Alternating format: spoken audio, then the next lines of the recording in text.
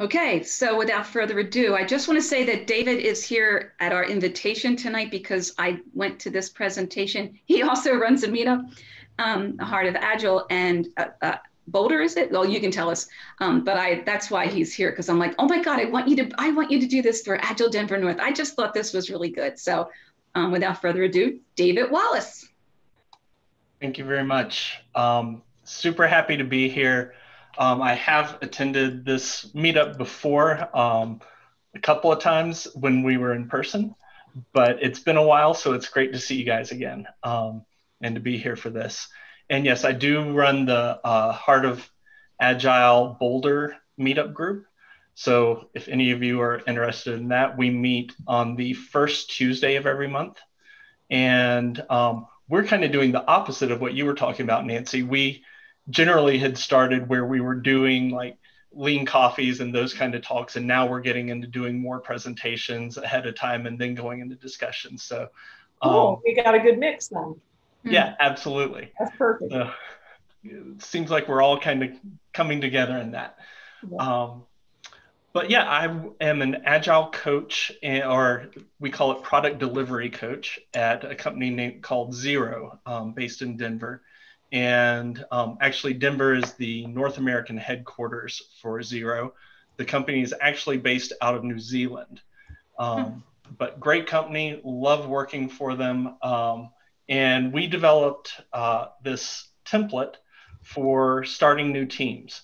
And I will share my screen. I'm just going to walk you through this template and the way we run it. Feel free, like Marie mentioned, to ask questions as I go. You can type them in the chat. I've got the chat pulled up on one screen and the board on another screen. We do this using Miro because we've been working remote since second week of March, like most people. And Miro has been an absolute lifesaver for coaching and being able to work with teams. So if you aren't familiar with Miro, you're gonna love this. So it's saying host has disabled participant screen sharing. Oh, you want to be special, do you? Here you go. There you go. It's so demanding. All right. Let's see. Let me know if you can see that now. We can see the Miro board. Perfect. All right. Now I'm trying to figure out where my chat went just so I can make sure I see the chat when it comes up. There we go. Okay, because we can flag you. All right. So here we go. All right, so this first part here are name badges. And what I typically do when the team comes together for the first time to kick this off, I usually have grabbed their profile picture out of our Slack instance and put their name and their role in there. So that's already in place. And then in Miro, there's this cool little thing over here, and they've changed the layout a little bit as always. So there's an icon finder, and I have everybody, and this is just our warm up, put in something that they enjoy doing. So hiking could be an option. So you type hiking and it pulls up all kinds of icons related to hiking. And then you can just pull this in.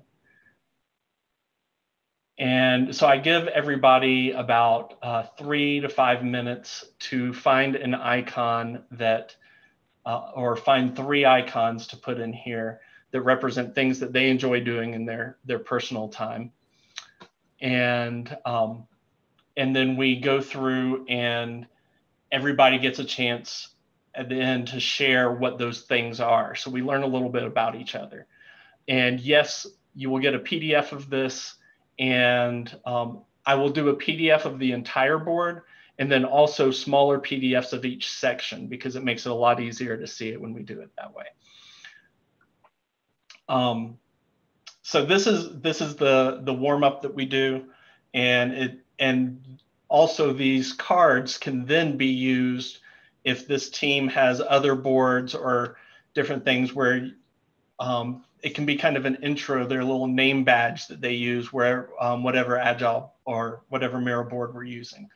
But we keep these boards around even after we've finished the team kickoff so that they can always come back and see the board. If other teams start working with this team, they can share the board out so that those people can come in and learn about the team, how they work, who they are, those kind of things.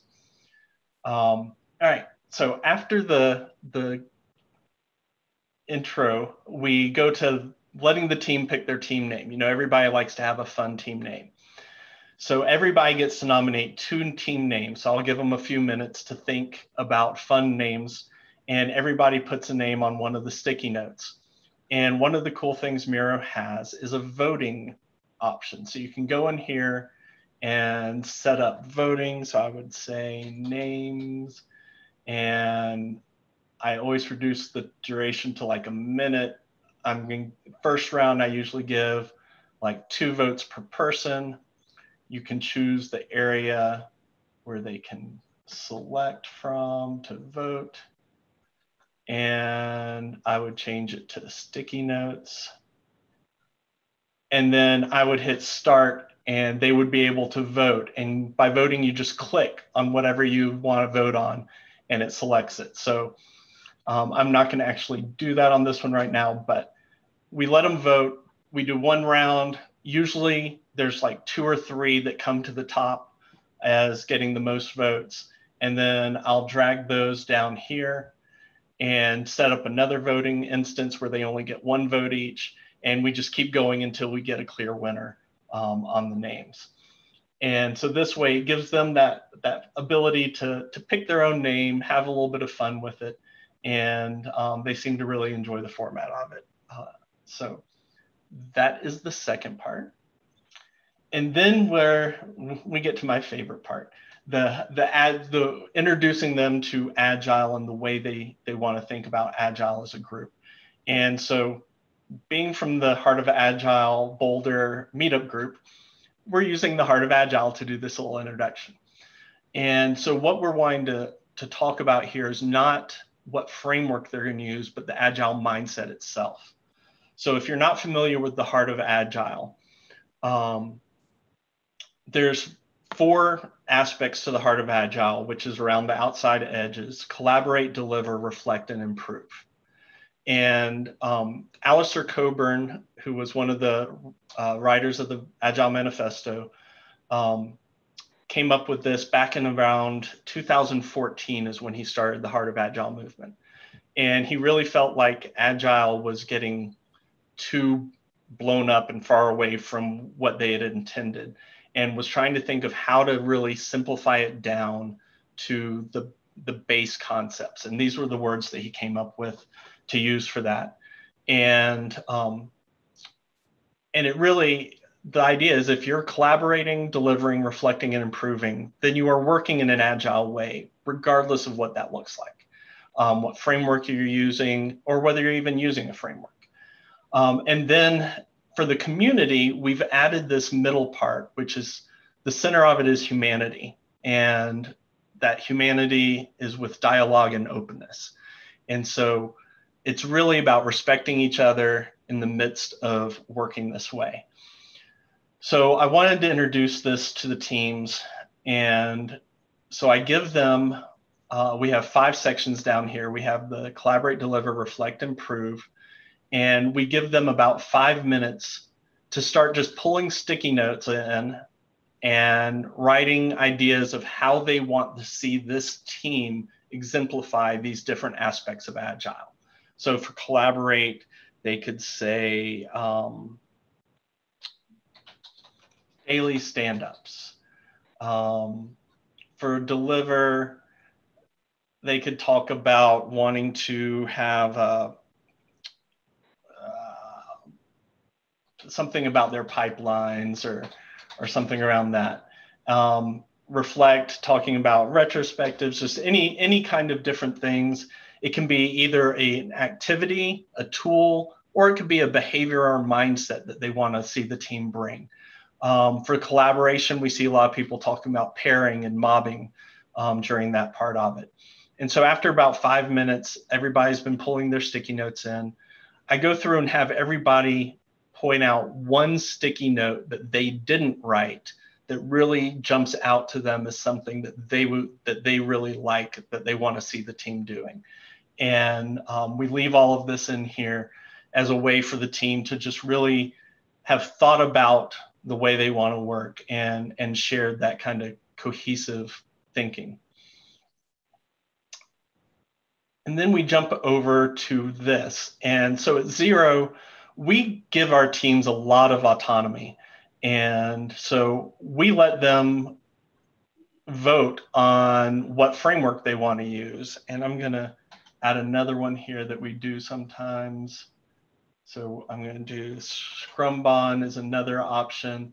And as we go through this, I'll even ask the teams, is there another framework or another way of working that you would like to consider other than these that you're familiar with? And I may not be familiar with what they mentioned, and that's okay. We'll talk about it, see what it is, and then we let them all vote. And we've had people suggest Scrum 4-week sprints, whatever. We just have these in here as kind of a seed. And yes, you can see in here, we do have waterfall as an option that we give them and that we will support them in if that's what they choose. We have yet to have a team choose that. But it's one of those things where we're saying, you know, if we want to trust these teams that they know the best way for them to work. And so we explain what Scrum and Kanban is, we explain what waterfall is. And if they think that their work is most suited for waterfall, we'll let them choose it and we'll support them and help them do that the best way possible. So we do the voting for that. And then we move to the team events. And so obviously, if you choose Kanban, you're likely not going to choose planning down here. But we talk through, this gives an opportunity to teach what each of these team events is for, what the purpose of it is. So for the planning and for refinement, review, retrospective, daily stand-up, Scrum of Scrums, we talk about purpose, why we would want to do those or might not want to do those based on what framework we're using. And then we do the vote on that. And we've had teams that have chosen not to do a Scrum of Scrums, that we're doing Scrum just based on the way they work. They've decided not to do that. Okay, a question about Scrum of Scrums. So Scrum of Scrums is where you have teams that are working in a related area. Say they're working under the same portfolio, and there may be dependencies between the teams, things that one team is working on that may affect the way the other team is working. And so for Scrum of Scrums, usually the Scrum Master, but one representative from each team will meet on a regular cadence. Most of the time I've seen it, it's been on a weekly basis. And they just talk about, here's what our team is doing. Here are any blockers that we have or any dependencies that we have on another team.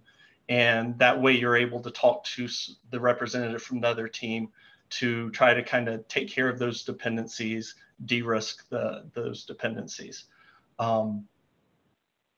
That's generally the idea for Scrum of Scrums. I've seen teams or Scrum of Scrums where they meet twice a week. It really just depends on how many dependencies there are for the work that's being done.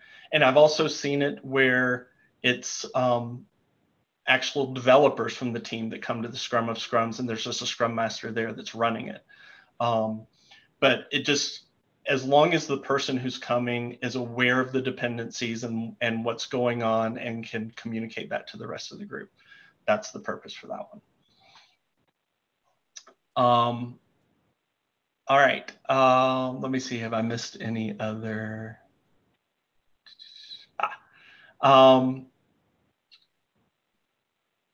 Yeah, Scrum of Scrums can be 15 minutes. I've seen them, it depends on the size of the Scrum of Scrums too. Like if you've got 8 teams that are working under a portfolio, you may need a little bit longer than 15 minutes.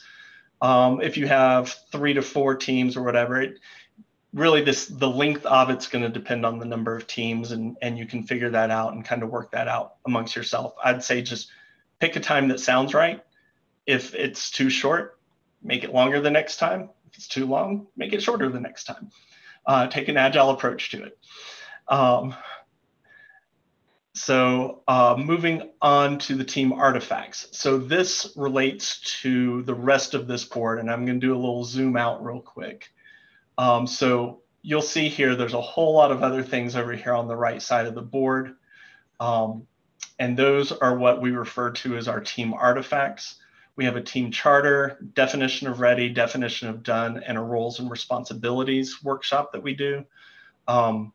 We also do a DISC profile session where our company actually pays for everyone to get the DISC profile. And we have members of our learning experience team that will come in and actually run the team through a workshop talking about the DISC profile and how you can work with each other and the different personality types. So we don't have that on this particular board, but that is something that we do offer and put in here sometimes. So we'll talk through, and again, it's a coaching opportunity as we go through this. That's one of the things I love about this particular How We Work section is there's a lot of opportunities for coaching because I can go through and explain each of these things and what they're for. So we talk about the team charter, why you would want it, definition of ready, definition of done, and the roles and responsibilities.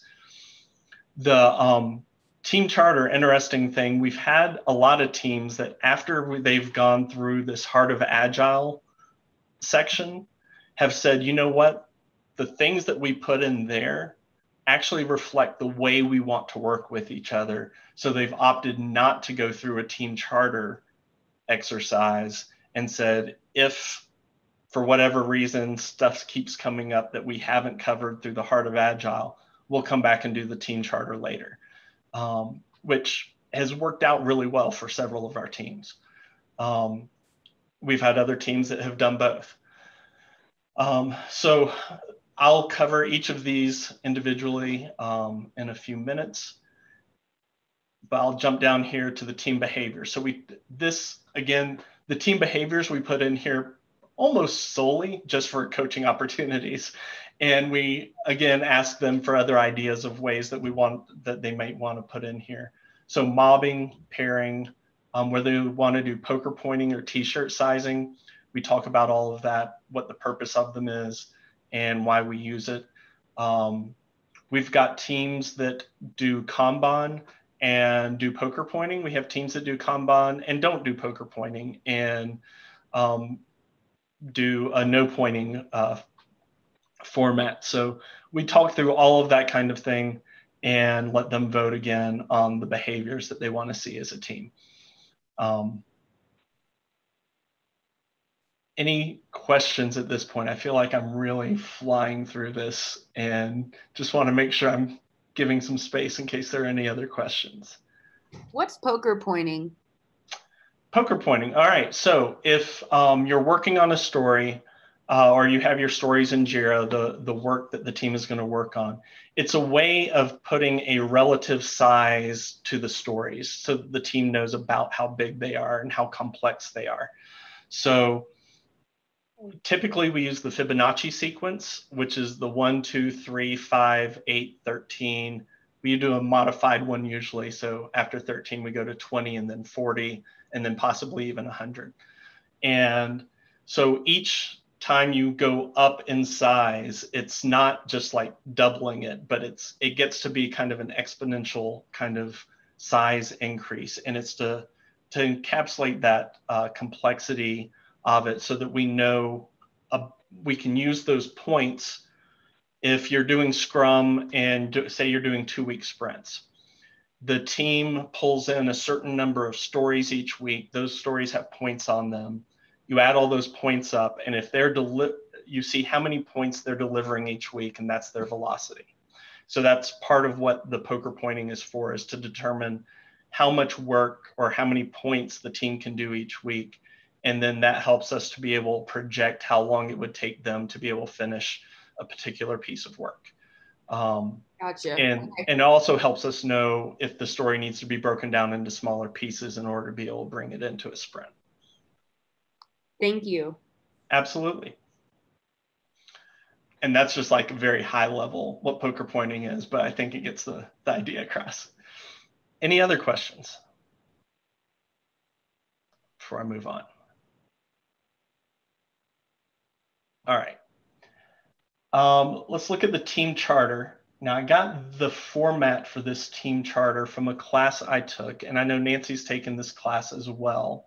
It's called Leading Amazing Teams, and it's fantastic class, but the format for this team charter is based on something that they teach in there. And so there's 4 sections to it. We've got policies and standards, behaviors, how do we want to be if someone violates the team charter, and then what do we want to do if someone ignores the team charter. So let me talk a little bit about each one of these. So for policies and standards, we have some seed questions in here. So what would help improve communication? How can we make information decisions radically transparent? How can we increase knowledge and cross-training? So I give them about 5 minutes for the team to pull sticky notes in and write down ideas of what policies and standards they want to have in place. And then after they put them in there, we'll vote. We'll talk about them a little bit if anyone has any questions about anything that's on there. And then we'll vote on them. And typically about the top 5 of those sticky notes we'll leave over here in this square. And then anything else that has received a vote will go in the to be considered next. But we also don't want to lose track of anything that was written in there that didn't get votes. So that goes in outliers. And what this gives them the ability to do is the team charter is what's over here on this left side. The things then to be considered next are typically the things that if something needs to be changed in the team charter, it's usually going to end up having been in this to be considered next. And we can always come back to this, talk about that item, and bring it into the team charter if we need to. And then every once in a while, something will happen on a team that's actually covered in the outliers. And again, we'll come back to the team charter. We'll look at it. We can see, is there anything here? Yep, there's something someone had suggested. Let's talk about that and decide if that needs to be part of our team charter. And then we can bring it over. But by doing it on the mirror board like this, we always have that present, always have that ability to come back and revisit it and adapt it. So that's the policies and standards. For behaviors, we ask these 3 questions. What are these questions? What are the 3 to 5 phrases that the team feels describes them? Like tell it like it is, cross-training, respect each other, pause and listen to what the other person's really saying, have fun. So we give them those ideas and then let them, again, give them a few minutes to put some ideas down here, vote on it, and it works the exact same way as the above section. Next session is how do we want to be if someone violates the team charter? Now, when I was taking the class and they brought this up, I was like, how do we want to be? What do you mean by that? And it's what emotions do we want to act from?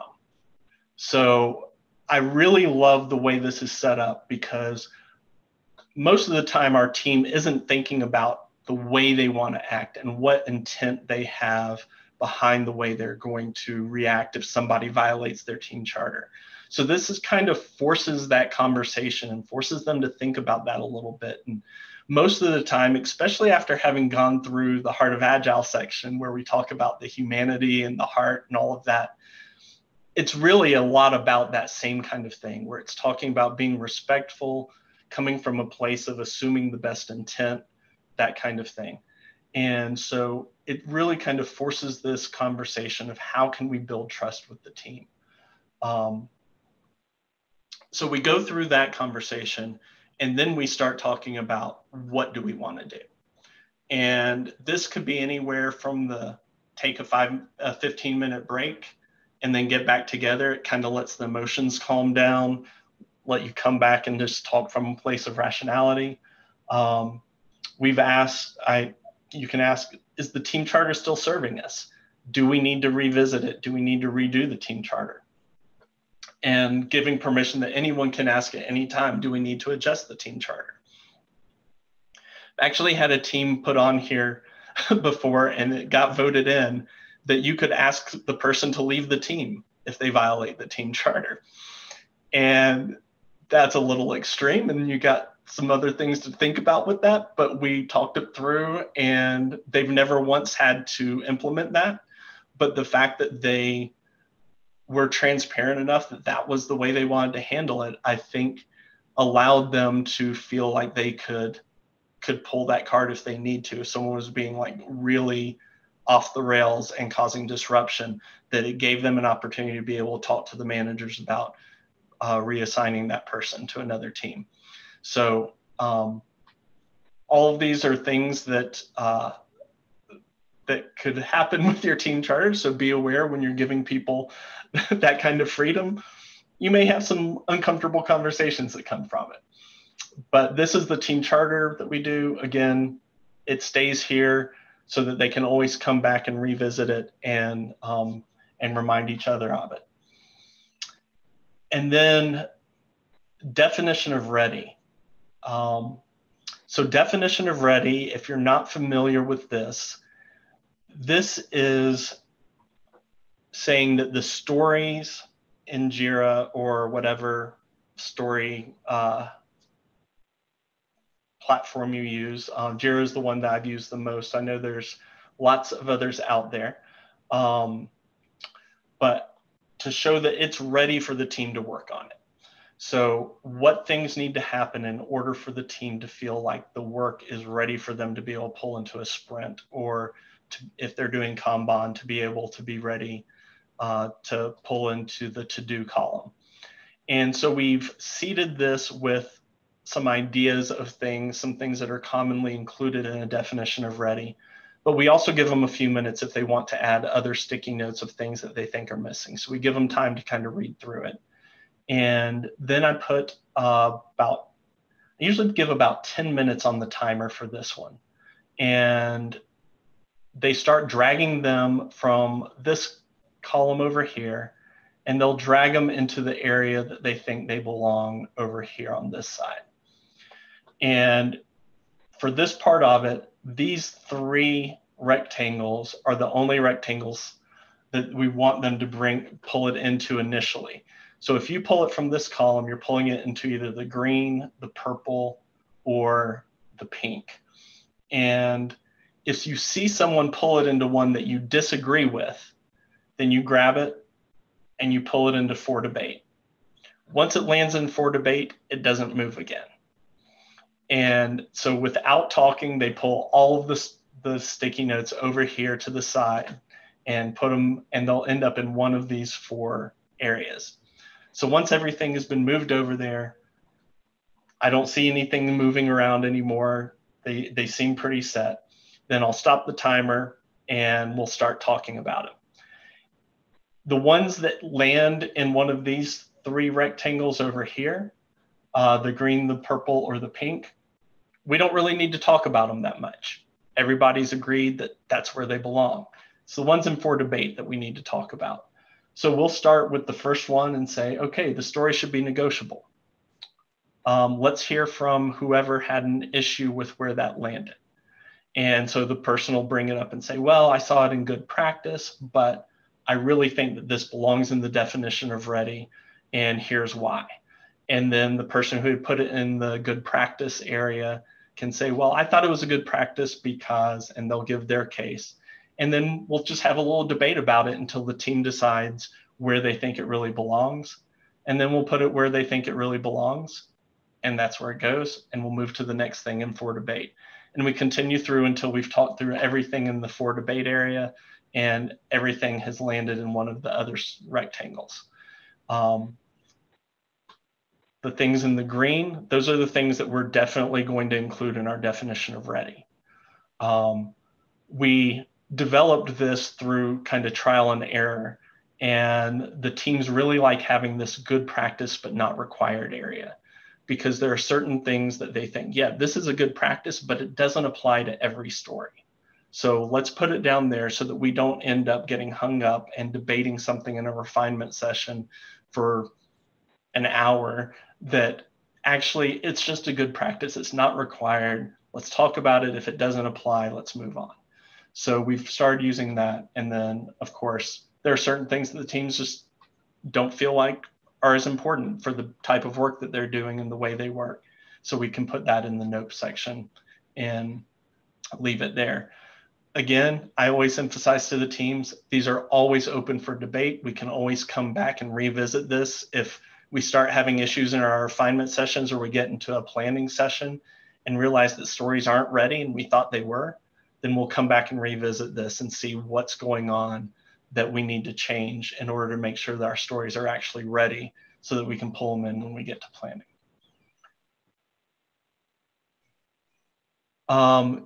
Yes, they can add their own stickies. I give them a little bit of time at the beginning of the session to do that, but also as they're doing the exercise, if they think of something else, I encourage them to go on and add the sticky at that point too. Definition of done. So how to know that a story is actually done and ready to be accepted. Exact same format. I'm not going to explain it again, but it's just a little bit different items in this seated area over here for what the definition of done is. And again, let them add up their own stickies if they want to, if there's anything that they think is missing.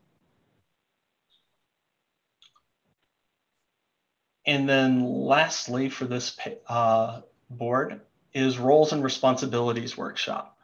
And this is one that's been a lot of fun to do with them. So our teams, what you see here is the roles that you typically see on our teams. We actually don't call the role Scrum Master. We call it an Agile team facilitator because not all of our teams are doing Scrum. So we wanted to emphasize that this person is going to be embedded in the team, and they're going to be helping you with your Agile journey, and they're facilitating that journey, but it doesn't necessarily have to be Scrum. But just for the sake of this meeting, put the Scrum Master in there since that's the more familiar term.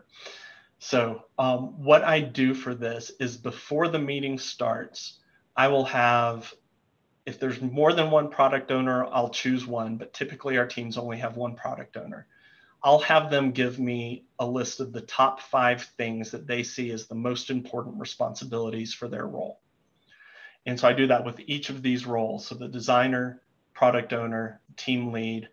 I select one engineer. I usually ask the team lead to give me an idea of which engineer they would like to do this. QA, if we have a dedicated QA person, I will do that. We actually use, a lot of our teams use quality coaches now, to where we don't have specific testers, but we have a quality coach that helps coach the engineers in writing their code, thinking about their test strategies, that kind of thing. And then the Scrum Master or Agile coach will give 5 things, and usually it's the Agile coach or Scrum Master that's running this, so they make sure they have that in there ahead of time. So we'll end up having 5 sticky notes under each one of these when the meeting starts. I give 5 minutes for each person who submitted those to kind of go through and give a quick overview of why they feel like those are their top 5 most important responsibilities. And then comes the fun part. Then I give about 5 minutes for the rest of the team to put sticky notes on here as to what the top 5 things that they need from that person are that aren't represented already. So the product owner is saying, these are what I think of the top 5 things. But the engineer might say, well, I don't see prioritizing the backlog on there, and I really need you to prioritize the backlog. Or I don't see you having on there that you're representing the customer's viewpoint to me. So I need to make sure I get that from you. And so at the end of it, you have the top 5 things that the product owner thinks is their top priority, but then the product owner is also learning what the expectations of the team are and what the highest priority things for the team are. And so it goes both ways. It's helping the team understand where the product owner is coming from, and it's helping the product owner understand what the team needs from them.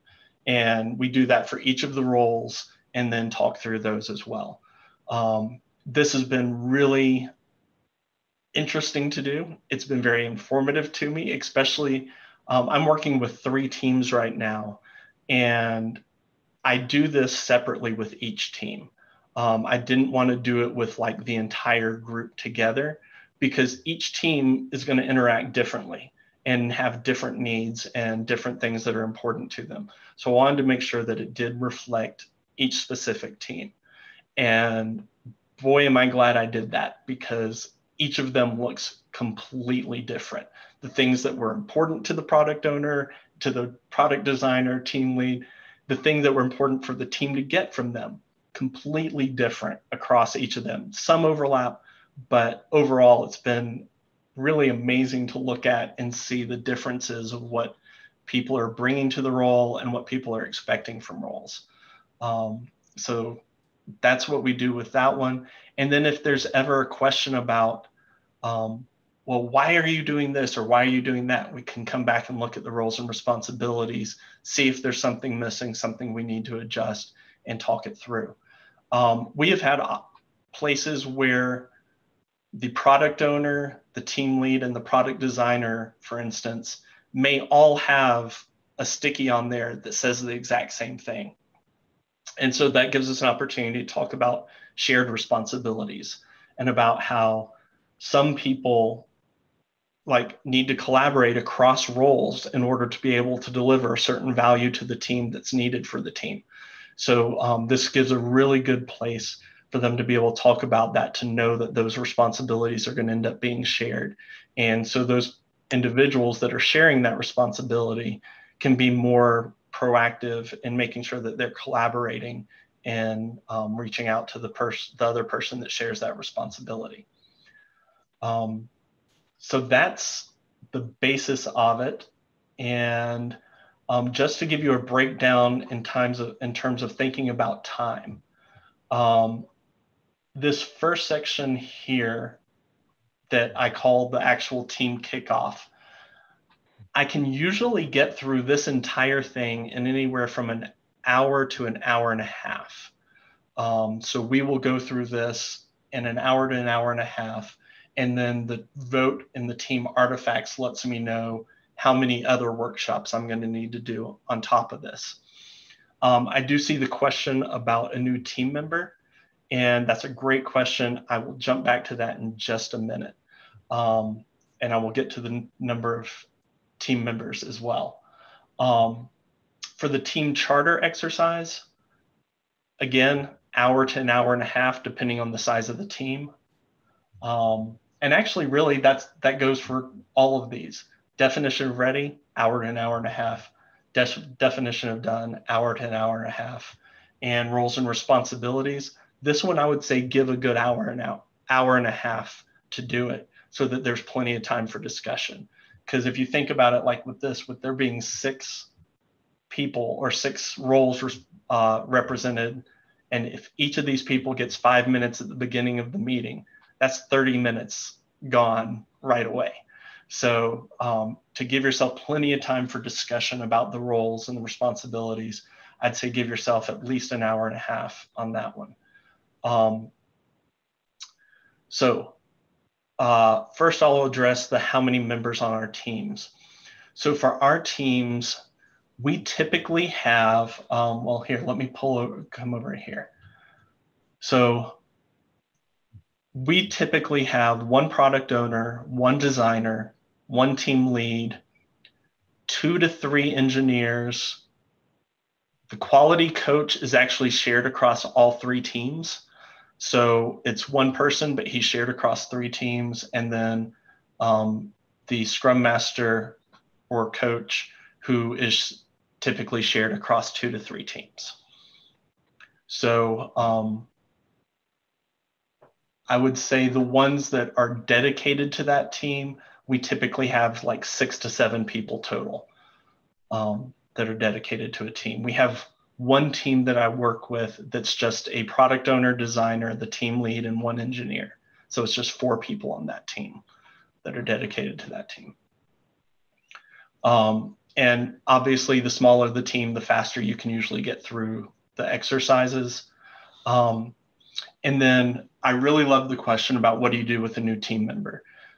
When there's a new team member, that gives you a great opportunity to revisit the board. And so when we have a new person join the team, we get the whole team together and we'll just kind of walk through the board. We'll even do this, the name badge thing exercise again. When I go back and revisit the name badge exercise, so I've added this new person's name badge here. They do the exact same thing that the team did the first time through.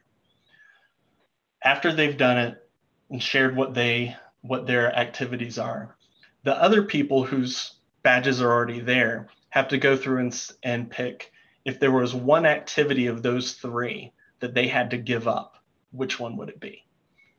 And that one can get really hard because sometimes people have like their kids, their pets, and then something else that's like super important to them. And they're like, so it can get to be a lot of fun with that one. But so we'll do that. We'll go through. We typically don't change the name if it's just like 1 or 2 people changing on the team. We'll go through the Agile exercise again. And I leave the things that were already there and I give about 5 minutes for them to read through, add anything they want to add, and then we'll kind of talk it through. And then we'll also go over here and we'll discuss why the votes were made over here as to what the way they wanted to work, what team events, artifacts. And if they decide they want to change, that's an opportunity for them to change the way they work. Or maybe they haven't been doing a sprint review and they realize this is a good time for us to do that. Let's add that in. And so it gives us an opportunity, a natural way to revisit all of this and be able to talk about it. Sometimes they want to redo the team charter. Sometimes they want to review the definition of ready and definition of done. Most of the time, we just let the new team member kind of go through those on their own. If they have questions, they can bring it up to the team and we can come back and discuss it. And we'll set up a time to do that. But really having the board here like this gives us an opportunity to revisit it, see if we need to make any changes, and then let them kind of do those other workshop things to review those on their own, and then just ask questions.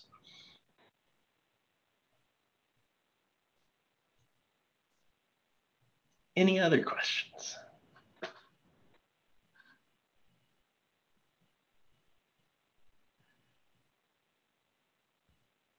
Have I ever had a team tell me to give them a definition of done? No, I haven't. Honestly, the teams seem to really like being able to do this for themselves and determine for themselves. They like having that autonomy. They like being able to do that for themselves.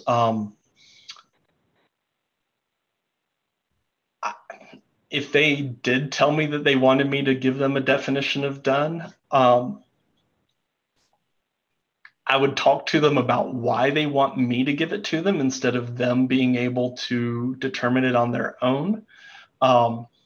Having the sticky notes over here already kind of pre-populated, I think helps them not to feel as intimidated about creating their own definition of done. Having something to start with is really helpful there. And Deb, I see a question, definition of done, isn't that part of the PO role? I think it's part of the PO role to make sure that the definition of done is met. But in terms of coming up with the definition of done, I prefer to let it to be a team collaboration, because the team I've seen many times where the team has things that they really care about needing to be done that the product owner doesn't really care about, but it doesn't bother them either. So the team gets to have that say in it. And then there are things that the product owner wants that the team may push back on and be able to have like an actual good argument as to why that doesn't fit the work they're doing or the way they work. And so that gives that opportunity to have that conversation. Honestly, the conversation that happens during this is the most important part of it. A lot of times I don't see my teams coming back and even having to reference this very often. And I think it's because they're forced to talk about it so much during the workshop that they pretty much understand where everybody's coming from and what's expected by the time they leave the workshop. And very rarely do they end up coming back and having a lot of debate about it later. So I really think that's one of the advantages of doing this collaborative approach.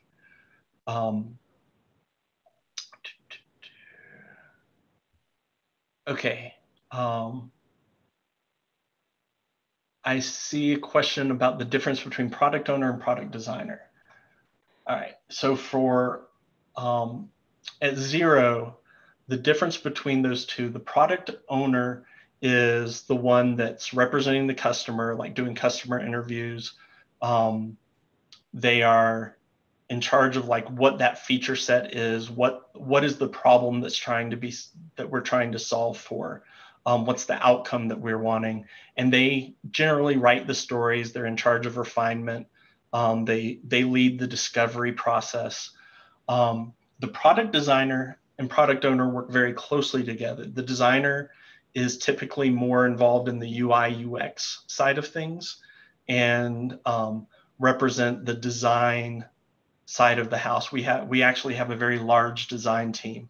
And so if we have any design standards that need to be upheld, if they're just thinking about like best practices in terms of way things are laid out or what the most up-to-date process is for designing or interacting with the product, sometimes they will recommend specific libraries, JavaScript libraries, perhaps, for the team to use because of specific things that are available in that library. So that's the way we have that roles split, is the product designer is more UX UI focused, product owner is more on the functionality of it.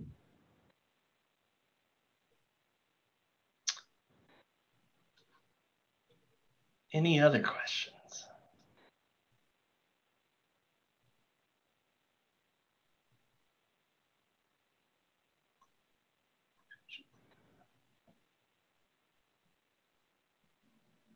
All right, so we've got a couple other things we could do. Trying to think what the best thing to do with this size group is going to be, Marie. Do we have it set up to where we could do some breakout rooms? Yeah, we can. Yeah, we can do breakout rooms. All right. So what I would like to do is a breakout session. If we can do, let's see, how many people do we have at this point? Let me stop sharing my screens. We have 30 we have about 30 people. That includes Nancy, you and I. Okay. Why don't we split into like maybe 5 or 6 breakout rooms, okay, and talk about, for the first, we'll do a couple of different breakout sessions. So for this first one, let's talk about what did you see in this particular board that may have kind of piqued your interest, or if there was something that you felt was missing from this board that you would add to it, what would that be? And we could talk about that for about, I don't know, 10 minutes sound good? And then come back and share as a group. Okay. We have people dropping. Isn't that funny? It's like, oh no, I have to talk. Sometimes that's me, but you know. So maybe, yeah, we'll break out into maybe 5 rooms. Yeah, that was weird because usually it breaks you out, even if you're in the middle of a conversation. It forces you back in. It forces you back to the regular room. Can you? Oh, there we go. There's Maria. Hi, Marie. You're on mute. Marie, do we have a timer? What's that? Do we have a timer? No, I screwed that up. That's why we were all hanging out too long. I was just saying, it was like 2 minutes into it. It's like, all rooms are going to close now. I'm like, no. And then I just wrote down the time and thought, okay, 7:22. Nice. Excellent. So everybody else. Done. Nice save, Marie. Nice save. Go bowling. It was so stressful. You did great. Good improv. Done this since joined the military 2 months ago. What's that? I just said I got my Texas number when I was in the military, when I was in Fort Hood, some 2013. I'm sorry, 13, but 2003. Oh, 254. Do we have everybody back? Everybody except our speaker. Oh, no, there he is. He's back. I see you now. You're waiting for me. Maybe some people dropped off. We have 18 people, so. He's right in the middle of things, yeah. Okay. Well, if they're not back soon, we just have to start talking about them. Then they'll show back up. There you go. Damn. You guys are mean. Mean is such a negative word. You know? I was telling people how much of I'm new to this, so I'm always like, everything I see is bedazzling. But like one of my devs had mentioned something about commitment. I'm like, let's not use commitment. Let's use, I don't know. Tenacity. Forecasting. Forecasting. There you go. Yeah. Yeah. Better than demand. So David, we turn the floor back over to you and you're on mute. All right. Thank you. All right. So I would love to hear what some of y'all talked about. What are some of the things that jumped out for you, or some things that you may have thought were missing from this? Do you mind if I'm about to, unfortunately, have to leave so quickly, but I do want to bring up my 2 cents about how awesome this board is. I've been working with Miro myself with my company quite a bit, and I'll have to agree with you, that's an interesting way of using it.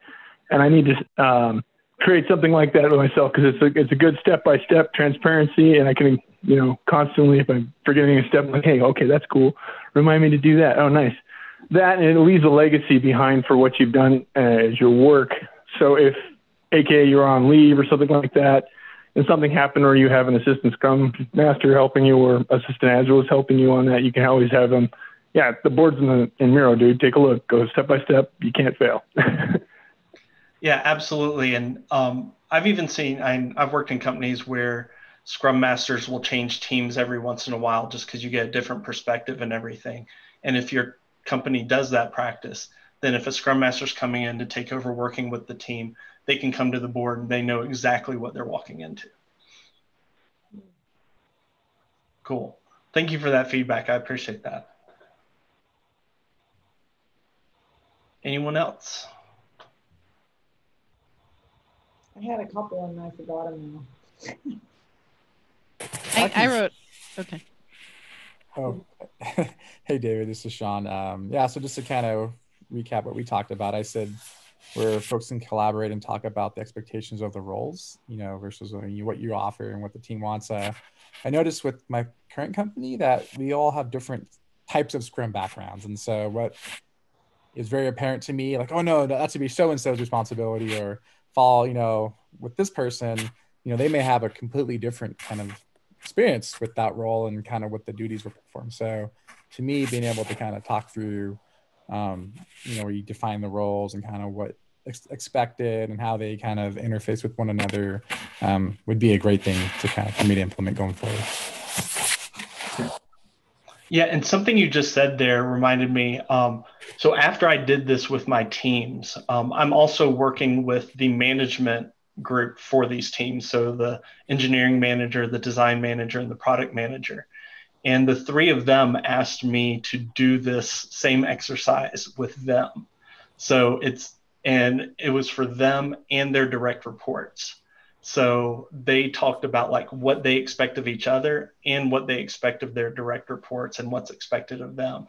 And it was really, really powerful doing it for that group too. Very cool.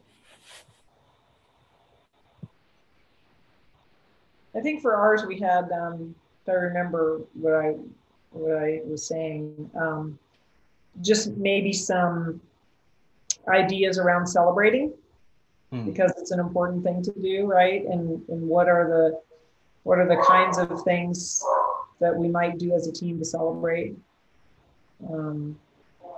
Yeah, I coupled with that the idea of the good side of being a team, the fun stuff. How does the team want to like bond? If there's a heavy project that's bringing the team down, what would the team like to see? Do they want to see an outside event? Do they want to see something, whatever they might want to see, something kind of an agreement with the team or something on the board to say, hey, when things get to the point, what can we do to maybe morale is down? What do they want to see for morale building? So that kind of goes along the lines of celebrating, but also what does the team want, their expectations of the fun stuff that they can do as a team, for being a team, to make them a team, make them stronger as a team. I really like those ideas. I may have to add a couple of sections to the how we work part of this for that. I think that's really great.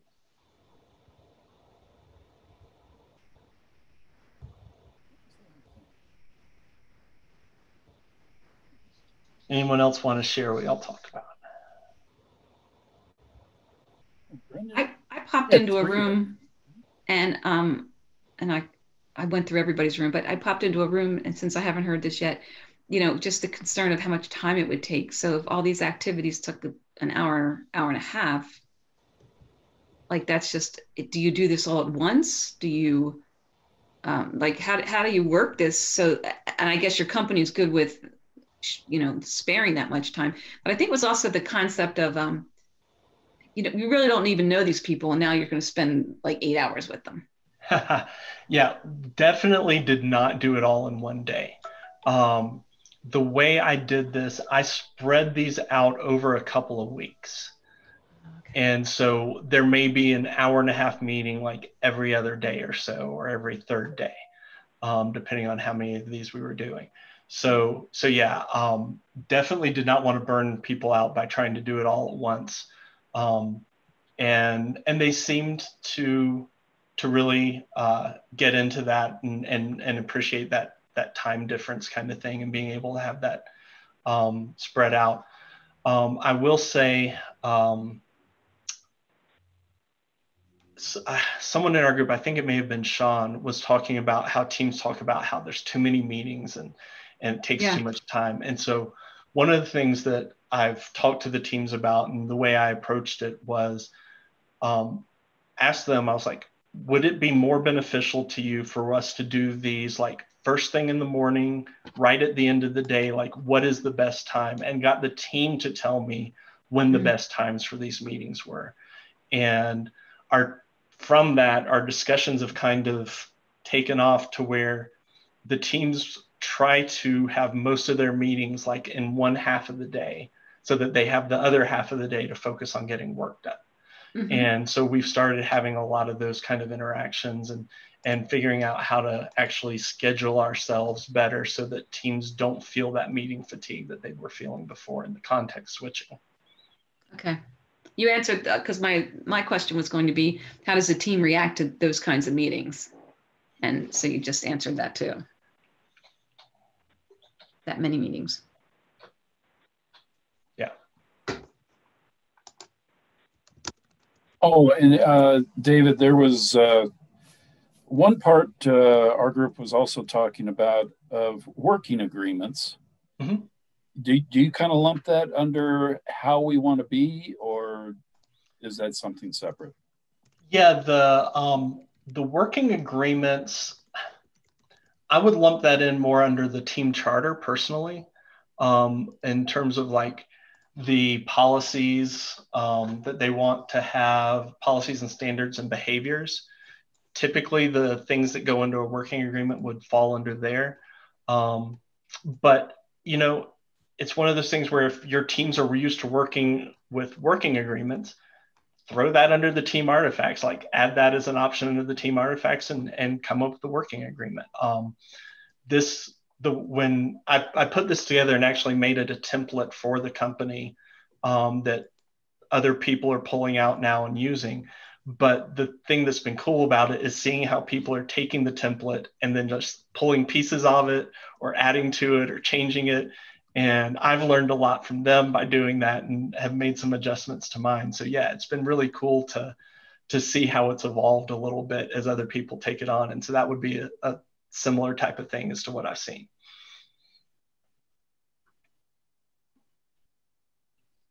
So our group talked a little bit about, there's a couple of us who are leading teams that were already developed, and within those teams there's maybe a bully or some politics with people who had other positions within that team. And so how would we take something like this and be able to bring it into that team environment without causing mayhem? No, that's a great question. And actually, when I put this together, that's exactly, so when I got hired, there were 2 teams and there was a lot of dysfunction. And so they asked me to start working with the teams, and I basically called it a team reset. I was like, y'all have been working together for a while. Let's just kind of take a step back and look at how we're working and what we're doing. And let's have a team reset and figure out how we want to work moving forward.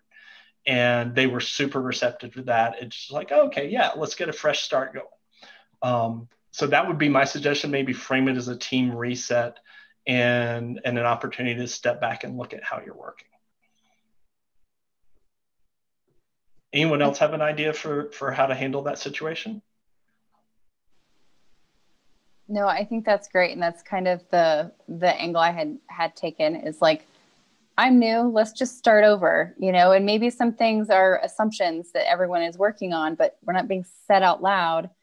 And also I think now that there's more people being added to the team, it's just so nice to have everything laid out where you can, let's just revisit this because we forget, or we add new behaviors and we didn't actually make that explicit. Maybe everyone doesn't know that.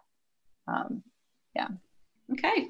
Well, I guess if we're all done, then, ask the question now or forever hold your peace. I did, while you're thinking of questions, I did put the link in the chat room for the FAQ, and it covers a bunch of stuff, the SCUs, what link can I just click on to get a recording of this, and all of 2020 for the most part, Agile Denver North, some of Agile Boulders, Agile South. There's a bunch of stuff going on in there where those meetups were recorded and then hosted on the YouTube channel. So that information's there as well. And then again, on February, we got Johanna Rothman. She's always really, really good. So mention her too. David, thank you. Oh wait, I'm gonna stop and say now, did anybody think of questions while I was rambling? No? Okay, David, thank you so much for joining us and sharing this template. This was really, really, really helpful. My boss had to drop early, but it's just, we're a startup basically. So I just wanted to incorporate some of this stuff. So I'm going to make her watch the recording since there was a fire she had to put out. So it was very, very helpful. Well, I appreciate the opportunity, and I will try to make it to more of your meetups in the future.